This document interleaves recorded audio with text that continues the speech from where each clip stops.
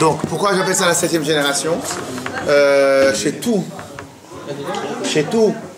les chassidim du Rabbi, et c'est ça qu'on va étudier là aujourd'hui, il va y avoir toujours le principe de la 7e génération. Les chassidim du Rabbi, on va être appelés, en tout cas la génération du Rabbi va être appelée la 7e génération. Point à la ligne. C'est-à-dire, c'est-à-dire que un chassid qui ne sait pas le terme, ouais, c'est comme si vous allez voir des docteurs et ils ne savent pas c'est quoi anatomie. Bon, il y a un problème le docteur, il faut aller voir ailleurs s'il y est. Ok. Donc il y a des mots classiques, des mots du lexique, Ah, c'est pas un fondamental, c'est oui un fondamental, mais pour l'instant je parle seulement sur le côté lexique. Okay. C'est partie du lexique de base du chassid du Rabbi. 7e génération. Celui qui sait pas c'est quoi le principe de Dor HVI, la 7e génération, je crois qu'il a sauté un ou deux trucs quoi. Ok. Donc ça c'est le premier point. Le Inyan de la 7e génération, c'est alors. Donc, comme je l'avais dit la semaine dernière, je le répétais, ce Mahamar-là, il est extrêmement important pour le Yudjvat. Yudjvat est le jour où le Rabbi va devenir Rabbi. Alors, excusez-nous, s'il vous plaît, stop. Donc ce Mahamar-là de Bati Legani, de Tafshin Yudalef, 1951, 5711, et en tout cas je le considère comme ce qu'on appelle la feuille de route du Rabbi. Cela veut dire que tout ce que le Rabbi il voulait pour la 7e génération, l'objectif de la 7e génération, et pas seulement l'objectif, la manière comment on va atteindre l'objectif, il est dans ce Mahamar. La technique de comment atteindre l'objectif. Donc 1, définir l'objectif. 2, la technique essentielle de la 7e génération, ça c'est dans ce moment-là. Vraiment, moi je pense vraiment sans aucune exagération que on peut comprendre tout le Rabbi dans ce moment-là. Ok, en tout cas tout ce que le Rabbi veut de nous. Pas le Rabbi, tout ce que le Rabbi veut de nous. Et donc, c'est pour ça que j'ai appelé ça la feuille de route. Et donc un chassid qui n'a pas étudié ce moment-là ou qui ne le connaît pas par cœur ou qui n'a pas bien révisé, et voilà, c'est comme si tu vas un avocat qui va faire avocat que pour de l'argent. Donc c'est possible qu'on en fasse pour de l'argent, mais que pour l'argent, non, c'est un problème. Ok, docteur, c'est aussi peut-être pour l'argent, mais que pour l'argent, c'est un problème. Ok, c'est comme pourquoi? Parce qu'il a fait sauter un fondamental, il a fait sauter n'importe quoi. Ce maman-là, c'est le number one. Ok. Excusez-moi, vraiment c'est compliqué. Ils n'entendent même pas dit. Ok. Et donc qu'est-ce qui se passe? Alors maintenant, c'est qui cette 7e génération? Alors la 7e génération dont on parle, c'est en parallèle des 7 générations depuis Adam Arishon jusqu'à Moshe Rabbeinu. Depuis Avram Avinu jusqu'à Moshe. Alors, c'est quoi les 7 générations? Le Rabbi, il a ramené dans le Mahamar le Midrash qui dit que depuis Adam Arishon, on a eu 7 grandes fautes qui ont, je suis obligé de faire un résumé de la paracha de ce qu'on a étudié la semaine dernière, 7 grandes fautes qui ont repoussé la Shekhinah de quoi? De la terre jusqu'à le 7e ciel. Alors c'est quoi les 7 fautes? C'est tout simplement, c'est quoi les 7 fautes? En la toute première faute, ça va être Adam Arishon, la faute de Chet Etzadat, de l'arbre de la connaissance.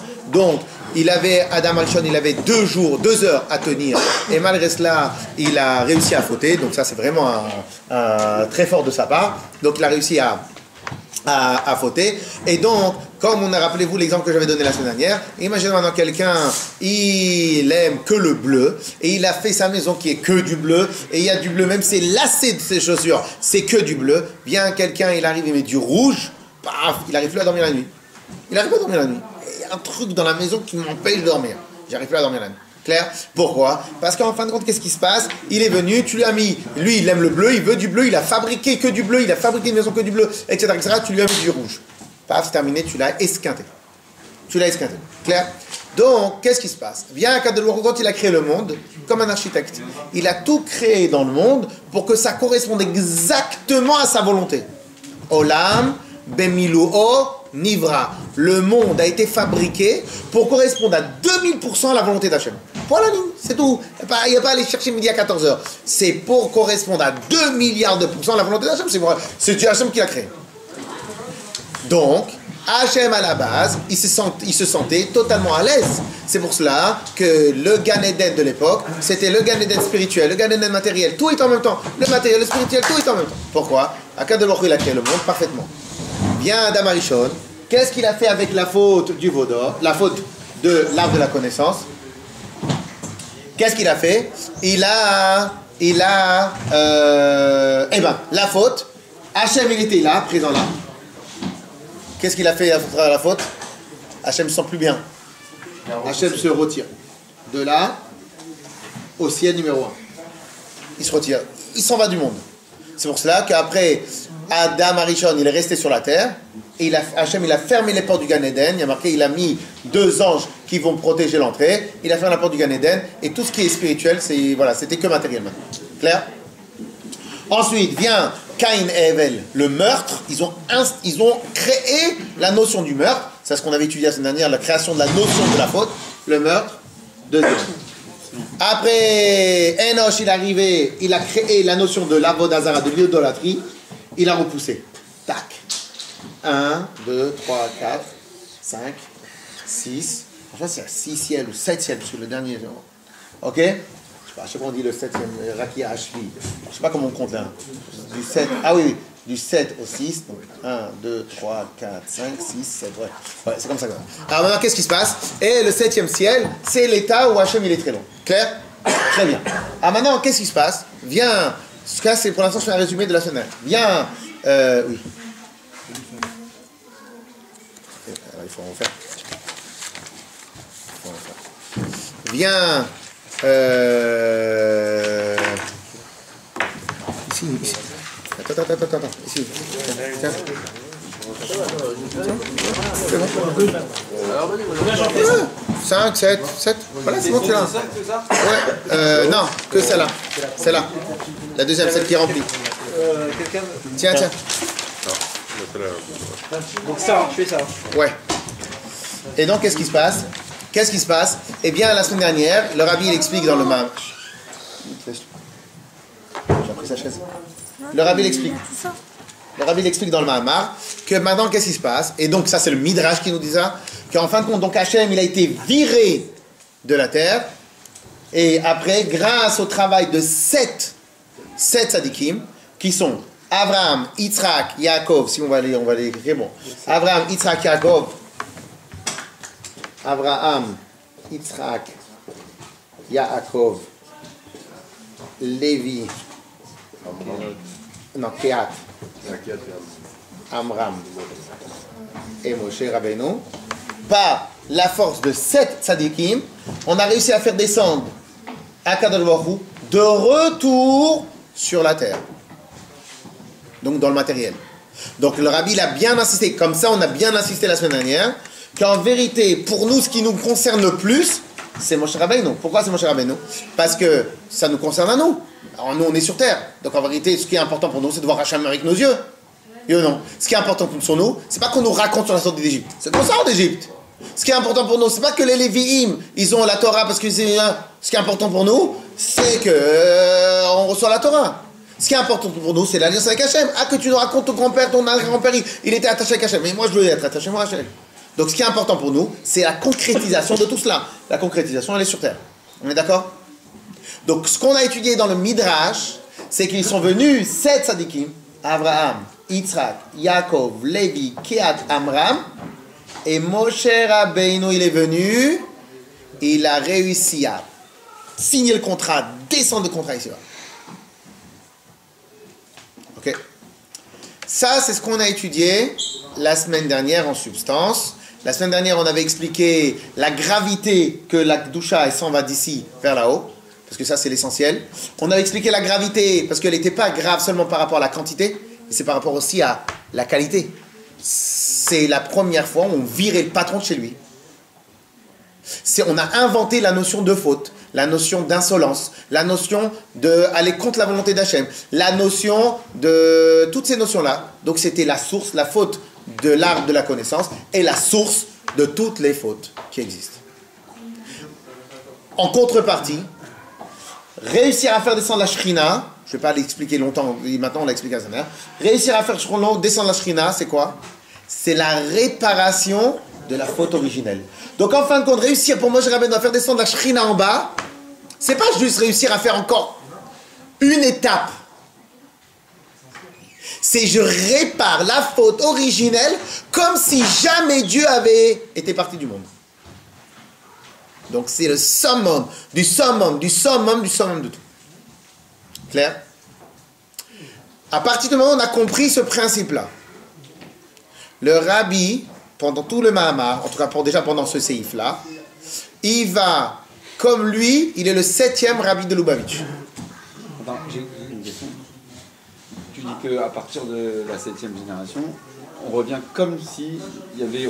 Donc, Non, ça c'est ce que Moshe il a fait. Et là c'est notre objectif à nous.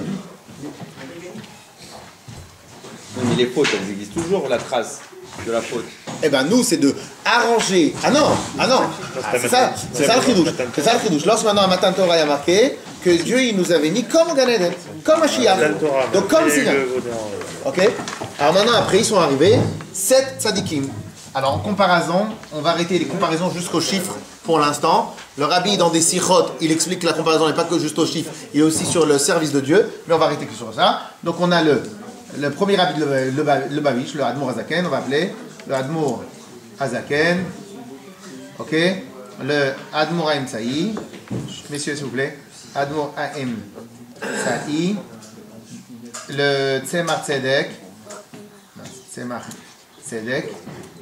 le Rabbi Maharash,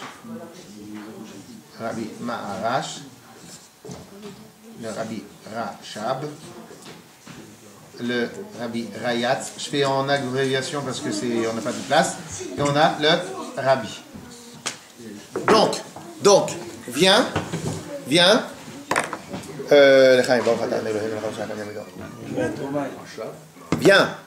le Rabbi, et il dit comme ça. Alors maintenant c'est un tournant très important. On va enlever tout ce que certaines mauvaises langues ils pourraient parler, comment tu peux te comparer toi avec Abraham. On enlève toutes ces mauvaises langues qui servent à rien, puisque ça sert à rien. Mais on va expliquer ce que le Rabbi dit. Le Rabbi vient, il dit comme ça. Donc je rappelle un point très important, le Rabbi ne voulait pas être Rabbi, le Rabbi a refusé d'être Rabbi pendant un an. Pendant un an, tu as le monde entier qui envoyait des lettres au Ramash. À l'époque, il était appelé le Ramash, Rabbi Menachem Schneerson. Donc, le monde entier, tous les chassidim du monde entier ont fait des pétitions. Nous prenons sur nous le leadership du Rabbi, que le Rabbi c'est le Ramash, le Rabbi de Lubavitch, tout ça. Donc, il reçoit de la pression du monde entier. Il y avait certains chassidim qui sont venus, ils ont mis la pression sur un site dans son bureau. Il fait, vous devez être le Rabbi. Et le Rabbi, il vient, il les envoie balader. Et ils insistent. Il y a une histoire, une anecdote qui dit comme ça, que le Rabbi lui dit, vous n'avez pas pitié? C'était en quelle année? En 1950. Et le Rabbi lui dit, vous n'avez pas pitié de moi? Alors le chassid lui-même, il se rappelait que le Rabbi lui avait dit sur le Rabbi précédent la chose suivante. Quand le Rabbi précédent était malade, et que les gens ne voulaient pas aller déranger le Rabbi précédent pour demander des brachot. Donc ils avaient honte, ils ne voulaient pas. Le Rabbi leur a dit, il ne faut pas avoir pitié d'un Rabbi. Il est là pour ça, il n'y a pas de pitié à avoir du Rabbi. Ok? Alors il a dit, vous n'avez pas pitié de moi? Il fait, Rabbi, c'est vous qui m'avez dit qu'il ne faut pas avoir pitié. Oui, mais il ne faut pas faire les mehadrin. Il ne faut pas faire les mehadrin, il ne faut pas faire la mitzvah zélé dans le pas. Il faut faire ce qu'il faut faire. Bon, peu importe. En tout cas, il reçoit une pression de tout le monde. Donc il ne veut pas devenir Rabbi. Donc en fin de compte, aussi, lorsqu'il a dit oui, il n'a pas dit oui, stam comme ça pour s'amuser. Donc il a dit oui, peut-être que pendant un an il a réfléchi, il a pris conscience de c'est quoi. Je vous rappelle que Rabbi, il n'a pas pris une après-midi de repos pendant 60 ans, pendant 50 ans. Donc ça veut dire qu'il avait conscience de sur quoi est rentrée l'histoire. Donc tu peux moins étudier, tu t'occupes pas de ta femme, voilà. Et sa femme a joué le jeu, puisque en fin de compte c'est elle encore plus qui a poussé le Rabbi. Ok? Je lui ai dit, le travail de mon père et le travail de mes aïeuls, tu vas pas le jeter toi à la poubelle, donc tu vas le reprendre en main. Ok? Donc c'était un vrai messirut nefesh de la part du Rabbi. Ok? Donc viens maintenant, le Rabbi il arrive. 7e génération. Alors maintenant, qu'est-ce qui se passe? Viens, le Rabbi fait une comparaison toute simple. Comparaison toute simple, mais comparaison émet. Il dit comme ça, Chevre, et tout le mamar, il va être basé sur ça. On a Vous voulez que moi je sois rabbi? Zama, il n'a jamais dit moi je suis le rabbi. Vous voulez que je prenne la direction? Donc on est la 7e génération. Chut, chut, chut. Donc si on est la 7e génération, cela veut dire qu'en comparaison, puisque le rabbi précédent, c'est ce legs-là qui nous laisse, puisque le rabbi, j'ai oublié de vous dire, le Mahamar sur lequel on étudie, il est basé sur le Mahamar du rabbi précédent. Donc le rabbi précédent, il a fait un Mahamar, il a fait un discours sur le principe des 7 tzadikim, oui ou non? Donc il est décédé ce jour-là. Vous voulez qu'un an plus tard, je reprenne la suite de son Mahamar, on est d'accord? Très bien. Donc si maintenant on a eu 7 tzadikim, et nous on est la 7e génération, cette génération de tzadikim, on est 7 générations, cela veut dire qu'on a le même job à faire que la 7e génération. Si on a le même job à faire qu'on a la 7e génération, donc la première chose à faire, c'est comprendre quel était le job de la 7e génération originelle. La 7e génération originelle était de faire descendre Dieu, mamash sur terre. Matan Torah va yered Hashem al Sinai. Dieu il est descendu sur terre. Maintenant, à cause de la faute du veau d'or, Dieu il est reparti, il y a eu le Beth Amikdash, il y a eu plein de tranana. Donc aujourd'hui, c'est quoi le job? Le dernier job qui reste à faire au Bnei Israël, c'est quoi? Mashiach. C'est quoi Mashiach? Dans la Chassidut, on ne va pas commencer à expliquer maintenant. Dans la Chassidut, Mashiach est faire descendre Dieu sur terre. Ni plus ni moins. C'est le Gan Eden, mais en version milliards de fois améliorée. Ok, c'est Mashiach. C'est ce qu'il y avait à l'époque du Gan Eden, mais en version 5778 fois améliorée. Ok? Donc, le rabbi il vient, il va dire, il va expliquer.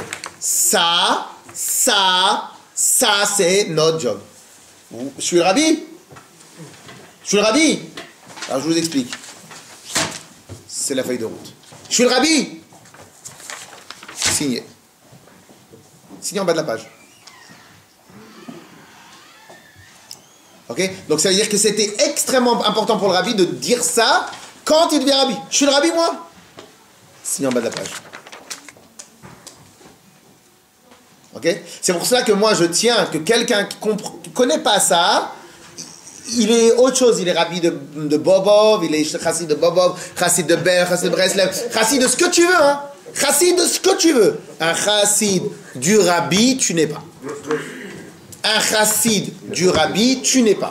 Ça c'est sûr. Si dans ta tête à toi, tu ne comprends pas que ton job dans ce monde-là, c'est de faire venir Mashiach, un chassid du rabbi, tu n'es pas. Chassid d'un rabbi peut-être, mais pas du rabbi. J'attends ici que tant que vous absorbez 2 secondes ce qu'on a dit. Ok? Donc j'insiste et je réinsiste. Comme la semaine prochaine vous êtes là, donc je n'aurai pas besoin de réinsister. J'insiste. Le rabbi il donne une feuille de route. Et c'est pour cela que le terme 7e génération est si primordial dans la Torah, dans Chabad, 18, 19, 20e siècle. Dans Chabad, 20e siècle, 7e génération, le terme 7e génération, c'est le number one. Sans 7e génération, tu ne comprends pas qu'est-ce que le rabbi veut de toi. Alors je sais qu'il y en a qui connaissent un peu plus, il y en a qui connaissent un peu moins. C'est comme ça que j'enseigne. Il y a des moments où je m'arrête pour que chacun comprenne.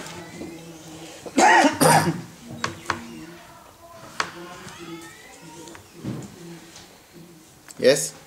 Très bien. Alors maintenant, une fois qu'on a compris cela, maintenant, qu'est-ce qui se passe? Le rabbi, il va faire une comparaison. Et bien, en fin de compte, il va faire quoi? Il va extrapoler. Alors, la règle, dans toute chose, dans toute personne qui aime réfléchir, dans toute chose intelligente, tu veux réussir à monter un magasin de chocolat dans un centre commercial, tu vas voir dans un autre centre commercial qui a plus ou moins la même densité de population, tu vas voir le chocolat, quelle sorte de chocolat il fait, premier étage, deuxième étage, tu fais la même. D'abord, tu dois aller analyser l'original. Quand tu as analysé l'original, tu viens, et si tu es un peu chacham, tu théorises l'original et tu la mets en application. Clair? Viens maintenant, qu'est-ce qu'il faut faire? Il faut théoriser Moshe Rabbeinu. Il faut théoriser Moshe Rabbeinu, théoriser le mot 7e génération, Et une fois que tu as théorisé 7e génération, théorisé Moshe Rabbeinu, théorisé 7e génération, à ce moment-là, tu avances. Yes. Je vous avais dit la semaine dernière, Laïvi, ta peau. Alors, je vous avais dit la semaine dernière que le rabbi, donc c'est mon ami ici présent, bien qu'on a pas mal de fois étudié ce Mahamar, il m'a dit, regarde-le quand même. Je sais que tu connais par cœur, mais tu connais pas. Je sais que tu connais, mais regarde. Donc on a regardé, on a eu 2-3 trucs sympathiques à vous dire. Et donc, Ya Rabbi Fradji, ya la tzaddik, je compara. C'est le 8e. Alors, qu'est-ce qui se passe? La Chavruta. Qu'est-ce qui se passe? Alors maintenant, je vous avais dit la semaine dernière, que une des magies du Rabbi, qui est comme ça, écoutez bien, parce que les mots que je vais dire sont pas pesés à mon poids, mais une des magies du Rabbi, pendant toute la Torah du Rabbi, va se résumer à un point général. Je définis l'extrême droite, je définis l'extrême gauche, et je les mets en un. Le job du Rabbi, c'est l'extrême haut, l'extrême bas, les deux ils font un. Toutes les sirotes, tous les mamarim du Rabbi, toute la manière, la technique de voir du Rabbi, la technique d'étude, les choses. Le Rabbi, extrême haut, extrême bas, les deux font qu'un. Faites ce que vous voulez. Ce que vous voulez, c'est le socle de base de la réflexion, du formatage Rabbi de Lubavitch. Celui qui connaît un peu les sirotes, celui qui a appris les mamarim, celui qui a appris les trucs. Formatage du Rabbi. Extrême haut, je prends l'extrême bas, l'extrême haut, et je vois comment les deux, ils font un. Mon job, c'est que les deux, ils fassent un. Le Rabbi, il va nous dire, seulement jusqu'à la fin de la page, il va dire de base, Moshe Rabbeinu n'a réussi que écoutez bien les mots, que parce qu'en lui, il y a eu l'association du plus haut et du plus bas. Dans une phrase que tous les connaisseurs connaissent. C'est un peu normal, mais quand même. Tous les connaisseurs connaissent. Dans une phrase, laquelle? Kol hashvirim chavivin. La phrase du Midrash qui dit tous les 7e sont chéris. Dans la Torah, le 7, il est chéri. Shabbat, c'est le 7e. Ce que vous voulez, Malchut, je sais pas d'autres exemples. 7 x 7, les choses. Le Yovel, c'est la fin des 7 x 7. Le 7, bon, le Yovel, c'est le cas 51. La Shemitah, le truc. 7e, le tout. Chol hashvirim chavivim. Tous les 7e sont chéris. Alors, viens. Dans le mot. Voilà, Tishri, c'est le 7e mois de l'année. Ok. Donc, 7e, alors écoutez bien. Alors vous allez comprendre tout. Tout vous allez comprendre. Moshe Rabbeinu, il a réussi, pourquoi? Il est 7e. Parce qu'il est 7e.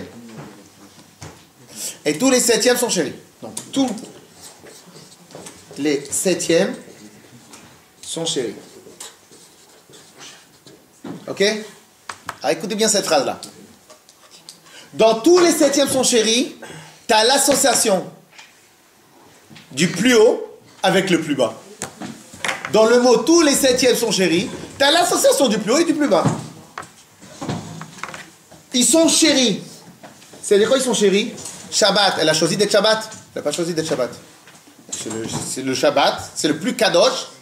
Même Yom Kippour, il va être appelé Shabbat, Shabbaton, Shabbat et Shabbat. C'est-à-dire que la Shabbat, c'est la référence. Le Shabbat, c'est le 7e. C'est le jour le plus kadosh de toutes les semaines qu'on a, de tout le calendrier. Le plus kadosh. Le plus kadosh. Même Yom Kippour, la punition officielle, matérielle, elle est moins importante que Shabbat. Donc Shabbat, c'est le jour le plus kadosh. C'est le 7e. On est d'accord? Elle a fait un travail, le Shabbat, pour être kadosh? Ah bah non, elle n'a rien fait comme travail. Elle n'est pas partie travailler à Hachem, négocier, regarde, moi je suis tzaddik, je suis truc, etc., etc. Vas-y, fais-moi Shabbat, je mérite d'être Shabbat. Rien, elle n'a rien fait. Elle n'a rien fait. Hachem, il a fait Yom Rishon, Yom Shini, Yom Tushi, Yom Shishi, Yom Shabbat. Point. Donc, dans Yom Shabbat, tu as le jour le plus kadosh à une personne qui à la base ne vaut rien. Pourquoi elle vaut rien? Qu'est-ce qui fait de toi que tu es le chéri? Parce que tu es le 7e. C'est juste un ordre 1, 2, 3, 4, 5, 6, 7. C'est tout. Mais en même temps que tu es le 7e, donc en même temps que tu es juste le 7e du chiffre, je t'ai donné tous les pouvoirs de tout. Donc c'est quoi l'avantage de te dire cette phrase-là? Si demain tu viens, tu te la joues. Allô, je suis 7e. Le premier dit allô. Qu'est-ce que t'as fait toi pour être 7e? Rien. C'est juste, t'es né de 7e. Et donc si moi le premier j'étais pas là, toi t'aurais pas été là. Si nous les 6 on n'aurait pas été là, toi t'aurais pas été Chaviv, t'aurais pas été chéri. Si Yom Rishon il n'avait pas été là, toi tu serais pas là Bichlal, t'existerais pas. Et Rishon, je l'ai fabriqué moi de moi-même. Abraham il appelait Eitan Haaretz.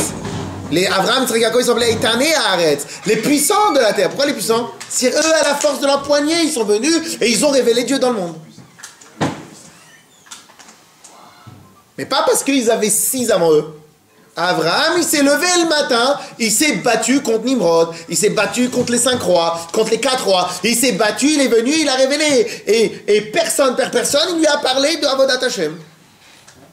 Il n'est pas arrivé, héritier. Parce que le 7e, c'est un héritier. Hein. Le 7e, c'est un héritier, le 7e. Yo non. Abraham, il a mis de l'argent dans le compte. Yitzhak, il a mis dans le compte. Yaakov, il a mis dans le compte. 7e, t'es milliardaire. Mais t'es milliardaire. Parce que t'en as eu 6 qui t'ont mis l'argent de côté. Ah, tu fais le beau, tu fais des trucs. Mais toi, t'as rien fait. T'as rien fait, mais tu dois faire. Non, t'as rien fait, mais t'as tout. Oui, pour l'instant, t'as rien fait de toi-même, mais tu as tout. C'est toi qui aujourd'hui qui as la signature sur les 50 milliards dans le compte en banque, en liquide. Votre là, allez, touchez-le.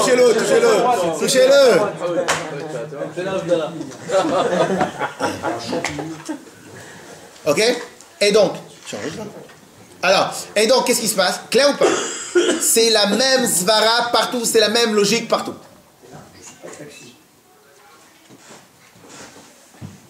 Femme ou pas?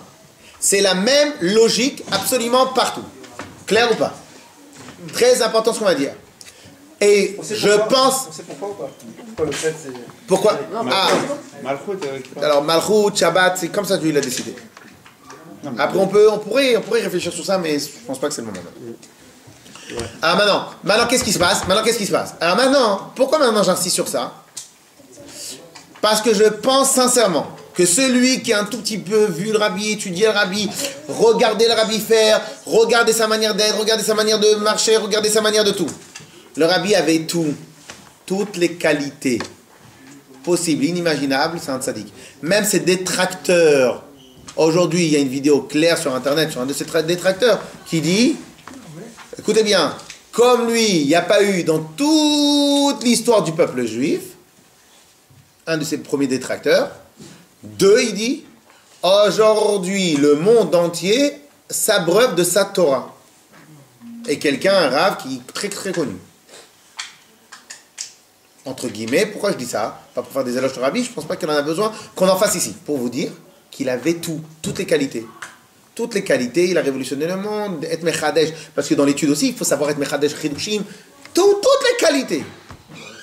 En même temps, j'en suis persuadé que c'est comme ça sa logique à l'audio de Rabbi.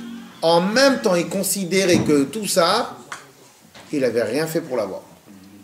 Parce que s'il n'y avait pas le Admor Zaken qui avait initié la Chassidut Chabad, s'il n'y avait pas le Admor Haim qui avait expliqué la Chassidut, et encore donné, il vend quoi lui? Mais il a quoi à vendre? Il n'a rien à vendre. Le Rabbi considère, lui, il n'a rien à vendre. Pire que cela, le Rabbi lui-même, il dit continuellement, c'est le Rabbi précédent, le Rabbi. Moi, je suis rien. Donc en même temps qu'il avait tout, il considère que lui, il fait que de... Même, écoutez bien, même les shluchim, vous voyez le kimoussa shluchim là, vous savez comment le Rabbi il appelle les shluchim? Sors. Il appelle les shluchim, écoutez bien, les shluchei kvod dushat mori vecham